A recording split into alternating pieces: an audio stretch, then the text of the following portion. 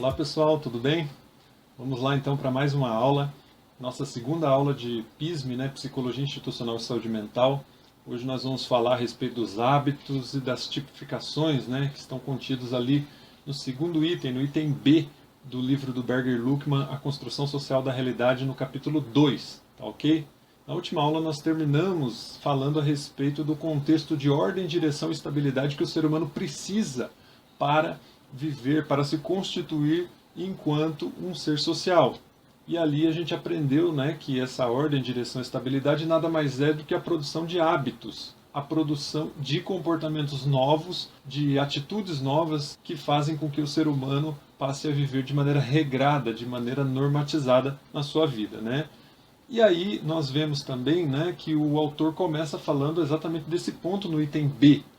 O item B do texto vai falar a respeito das origens do processo de institucionalização.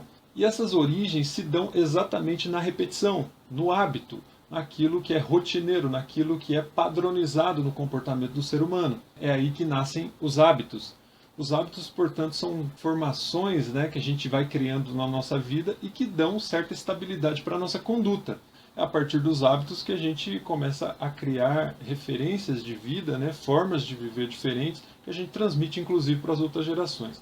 Mas o que Berger e Luckman falam nesse item B, nessa segunda aula aqui que a gente está tendo a respeito do processo de institucionalização? Eles falam que o hábito, na verdade, ele nasce exatamente daí, desse processo de repetição. Diz a sabedoria judaica que um pensamento muitas vezes pensado, ele pode se transformar numa ação, num comportamento. Um comportamento muitas vezes feito pode se transformar num hábito. Um hábito muitas vezes repetido pode se transformar em um vício. E por sua vez, o vício muitas vezes reiterado pode se transformar na sua essência. Então cuidado. Da mesma maneira, o hábito aqui no texto diz respeito à repetição, à padronização de comportamentos. No caso do processo institucional, a lógica é mais ou menos a mesma. Um pensamento muitas vezes se transforma em um padrão de comportamento, ou seja, alguém planeja uma certa atividade, uma certa ação, planeja na sua mente, é uma atividade que a gente chama de teleológica, e aplica isso posteriormente na sua vida, na conduta. Ao aplicar isso no dia a dia, a pessoa cria uma nova conduta, um novo comportamento. Aquilo que estava só na mente passou a ser algo concreto na realidade material. Depois disso, aquilo pode se transformar num hábito, ou seja, ser repetido diversas vezes e transformar-se num hábito. Esse hábito, quando é muitas vezes repetido, passa a ser enxergado por outras pessoas e que podem também copiar esse hábito, E assim a gente vai tendo aquilo que a gente vai chamar de tipificação, que a gente vai explicar daqui a pouco. Esse comportamento, repetido por muitas e muitas pessoas, num certo tempo ele pode se transformar num padrão de conduta para aquela sociedade, para aquele grupo. E isso pode, inclusive, ser transmitido para as novas gerações. É por isso que o texto vai dizer que os comportamentos habituais, as instituições, são insípidas. Ou seja, elas perdem com o tempo a sua referência de origem. As pessoas não sabem, ignoram de onde veio a origem da instituição com o tempo, porque no decorrer dos anos isso pode se transformar numa tradição, algo que é repetido, repetido, repetido, mas que muitas vezes a gente nem sabe de onde veio. Por isso que a padronização de comportamentos é essencial para a gente entender o processo institucional. Alguém instituiu, mas a gente não sabe de onde veio. Isso quer dizer que se perdeu a referência de origem no tempo. Eles falam exatamente dessa padronização. O hábito é gerado por comportamentos repetidos, repetidos, repetidos, repetidos, a ponto de se transformar em algo comum, em algo habitual na vida da pessoa. E o interessante a respeito do hábito é que até mesmo uma pessoa que vive solitariamente tem o hábito internalizado em si mesmo. Como, por exemplo, um homem que vive solitário numa ilha está sujeito ao hábito normalmente como qualquer pessoa, porque ele já aprendeu anteriormente a ter certos hábitos que fazem com que ele, lá na ilha deserta, possa sobreviver. Se ele não tivesse aprendido anteriormente, como no exemplo do filme O Náufrago, em que o personagem do Tom Hanks acaba ficando isolado numa ilha deserta, e ele tem que proceder com novos comportamentos, novos padrões de conduta, mas que só são possíveis porque ele já tem uma base na civilização comum. Ou seja, não é possível nem ao homem solitário viver no seu exílio, viver na sua ilha deserta de maneira completamente autônoma. Ele precisa necessariamente ter aprendido alguma coisa antes para conseguir sobreviver, porque senão nem isso é possível, ele morre imediatamente. O hábito também, ele tem a capacidade incrível, né, de economizar esforço. Por exemplo, quando uma pessoa age reiteradamente, repetidamente, de uma determinada maneira, isso quer dizer que ela já aprendeu a agir assim e que ela está economizando o esforço de ter que agir de maneiras diferentes daquela. Um exemplo, quando uma pessoa aprende um determinado caminho para chegar até o lugar onde estuda, por exemplo. Ou seja, se você aprendeu um novo caminho hoje para chegar até a faculdade, você tende a repetir sempre aquele mesmo caminho, porque vai economizar esforço. É o padrão, é o hábito, é a repetição. Quando uma pessoa te sugerir ir por outro caminho, você vai falar não, porque por esse caminho que eu vou, eu economizo, sei lá, 5 minutos para chegar até a faculdade. Isso quer dizer que o padrão, o hábito, economiza esforço, porque em geral o hábito ele vem das melhores maneiras de se fazer qualquer coisa na vida. Então a gente vai aprendendo com o tempo a polir os nossos comportamentos e ver aqueles que dão mais certo. A gente repete aqueles comportamentos que dão mais certo. O exemplo que o texto traz é de uma canoa, da construção de uma canoa, né? Os primeiros povos que construíram as primeiras canoas do mundo, né, provavelmente construíram algo de um tronco de madeira bruta e a partir daquilo ali foram talhando a madeira até que conseguiram chegar no formato de uma canoa. Muito provavelmente ela afundou várias vezes, vários testes foram feitos, talvez até pessoas morreram nesse processo, mas chegou-se a um estilo melhor, e a um estilo que conseguiu flutuar e conseguiu transportar pessoas. A partir daí, a próxima canoa que surge com base nessa canoa anterior, já com todo o procedimento padrão aprendido e não necessitando mais a pessoa que fosse fazer nessa nova canoa repetir todos os erros que a primeira cometeu, exatamente pelo fato de que a técnica foi ficando cada vez mais apurada, cada vez melhor, a ponto de conseguir produzir uma canoa com mais estabilidade. Disso a gente entende o seguinte, a gente entende que o hábito economiza esforço. É disso também que o texto tira a noção de que o hábito gera para a gente a possibilidade da inovação. Quando você faz uma atividade habitual e com maestria, ou seja, você teve que repetir muitas vezes para conseguir fazer aquilo bem feito, isso quer dizer que você pode inovar. Era impossível uma canoa ser feita de maneira diferente no início do processo de produção. Quando já havia um processo de produção muito bem elaborado, que as pessoas já sabiam como era feita uma canoa, aí pôde-se inovar e fazer canoas de outras maneiras, maiores, com outros tipos de madeira, levando esse processo a evoluir, ou seja, a gente vai criando cultura em torno disso, né, a ponto de a gente conseguir ter a vastidão de objetos que a gente tem no mundo de hoje. Então é assim que se institui qualquer processo de comportamento, né, inclusive no processo de trabalho, como a gente está falando aqui da canoa. Berger e Luckmann também trazem que a institucionalização ou o processo de instituir novos comportamentos é capaz de fazer com que as ações humanas se tornem mais previsíveis, isto é, faz com que as ações humanas possam ser percebidas pelas outras pessoas de uma maneira que elas já saibam o resultado final. Você imagina se você não soubesse o padrão de conduta das pessoas que estão ao seu redor. Eu, por exemplo, chego para dar aula para você e ao invés de começar a dar aula, eu começo a dançar um tango. Já imaginou? Seria hilário, mas não seria uma aula, né? Então, nós precisamos ter uma certa confiança de que a outra pessoa vai agir conforme o hábito. Qual o comportamento padrão daquela pessoa para que a gente tenha um mínimo de estabilidade na vida, de ordenação e de direção. É por isso que no processo de institucionalização, a primeira é uma pessoa que inventa o hábito. Aquela pessoa que primeiro cria um hábito, né? Ela cria um comportamento, ela repete várias vezes aquele comportamento e aquilo se torna habitual. Ao tornar aquilo habitual, outras pessoas começam a enxergar aquele comportamento, é o que a gente vai chamar de tipificação. Os autores chamam de tipificação. Essa tipificação é encontrar no outro um comportamento que o tipifique. Por exemplo, vocês quando olham para mim falam, Flávio é professor. Por quê? Porque esse comportamento me tipifica.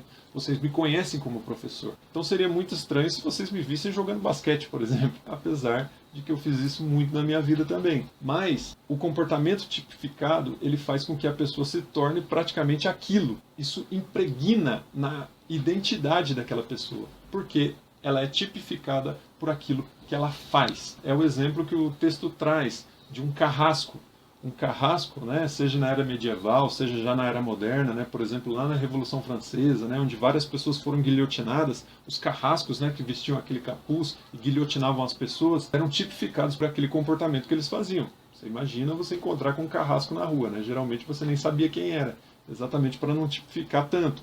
Mas imagina que você descobrisse quem era um carrasco. Você tipificaria aquela pessoa de cima a baixo, porque ela matava. Eu dei um exemplo em sala de aula também a respeito de pessoas que trabalham em funerárias, né? Em geral, ela fica muito tipificada em relação à atividade que ela faz, porque nem todo mundo lida bem com isso, que é a questão da morte. Quando eu era criança, passava um homem vendendo todos os dias praticamente alface com uma carriola e vendendo de porta em porta. E as pessoas compravam dele. Aquilo para mim tipificava aquele homem. Aquele homem para mim, ele não era nada além do que o homem que vendia alface. Ou seja, muito provavelmente ele era um pai de família, ele era filho de alguém, ele tinha outras atividades que não somente vender alface, mas para mim ele era somente um vendedor de alface, porque era o que tipificava aquele homem para mim. Isso quer dizer então que nós temos um indivíduo A, que é, por exemplo, esse vendedor de alface. Ele pode ser colocado como indivíduo A. Mas também a gente tem o indivíduo B, que nesse caso era eu. Eu enxergava no indivíduo A o comportamento que o tipificava, e aquilo o tipificava para mim. Então, se eu quisesse vender alface um dia, eu ia repetir o comportamento daquele homem. Isso quer dizer o quê? Isso quer dizer que nós, enquanto seres humanos, somos capazes de reproduzir a atitude do outro. Né? E a gente vai chamar isso de tipificação. É o que o texto traz como tipificação. Nós, durante a nossa vida, a gente vai tipificando o comportamento de várias pessoas. A gente vai tipificando tanto o comportamento de várias pessoas que a gente vai dando nome para isso. Né? Um é professor, outro é açougueiro, o outro é vendedor de alface e por aí vai. E isso faz com que no futuro a gente possa também, e nada impede você, por exemplo, se transformar num professor universitário, por que não? Isso mostra o quanto as tipificações acabam dominando a sociedade, fazendo com que a gente copie um ao outro no processo de socialização, no processo de civilização.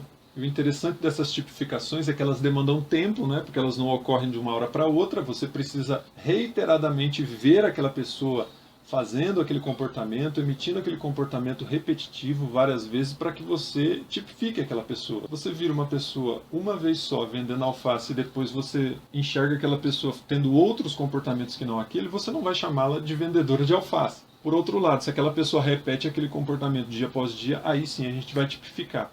É por isso que a tipificação envolve a repetição e envolve tempo, envolve historicidade. Para que haja uma tipificação é necessário haver tempo decorrido, para que o indivíduo A tenha um determinado comportamento e o indivíduo B perceba que aquele indivíduo A tem aquele comportamento repetido dia após dia, né? E talvez possa até copiá-lo. A gente vai chamar isso de tipificação. Então ele só vai ser tipificado se passar tempo e houver história, historicidade nesse processo. Portanto, todo processo de instituir comportamento envolve a história, envolve tempo decorrido, envolve a gente perceber de onde veio e para onde está indo. E o interessante é que todas as vezes que nós tipificamos o comportamento de alguém, isso enrijece na nossa mente, isso se solidifica na nossa mente.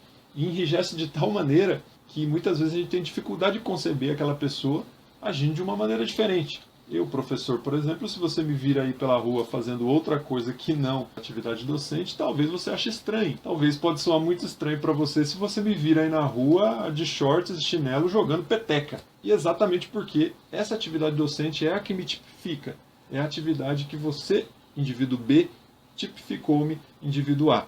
E isso é muito importante, porque enrijece na nossa mente, porém, isso não quer dizer que não possa haver mudanças. O fato de enrijecer na nossa mente também gera um controle social em torno dos indivíduos, em torno dos comportamentos de todo mundo. Existe controle social para tudo na vida. Até os governos, por exemplo, criam normas, né, de conduta exatamente para que a gente repita aquele comportamento reiteradas vezes. Quando alguém foge desse comportamento, aí vem uma outra coisa que o texto vai chamar de mecanismos de sanções, ou seja, um mecanismo de punição para aquele comportamento que não se espera.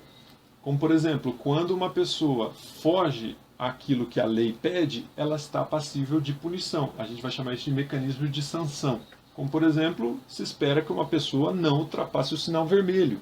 Quando uma pessoa não pode ultrapassar o sinal vermelho, isso quer dizer que aquela é a instituição, aquela é a padronização, o padrão de comportamento esperado para todas as pessoas. Portanto, quando o indivíduo fura o sinal, vem sobre ele o mecanismo de sanção. Ele vai levar a multa, ele pode ser preso, ele pode causar um acidente. E esse mecanismo de sanção, ele serve como uma espécie de controle social em torno do comportamento. Eu, por ser professor, tenho toda uma carga de valores éticos, inclusive, envolvidos nessa atividade que eu faço, nessa função docente. Todas as atividades humanas carregam essa padronização de comportamentos e que as pessoas esperam que a gente haja de acordo com aquilo que já foi padronizado historicamente. E o interessante é que se algo está concretizado historicamente, se algo está cristalizado nas formas de comportamento, ou seja, se algo está instituído, é um comportamento habitual, é um hábito, em geral, é porque já passou pelo crivo, pelo controle social.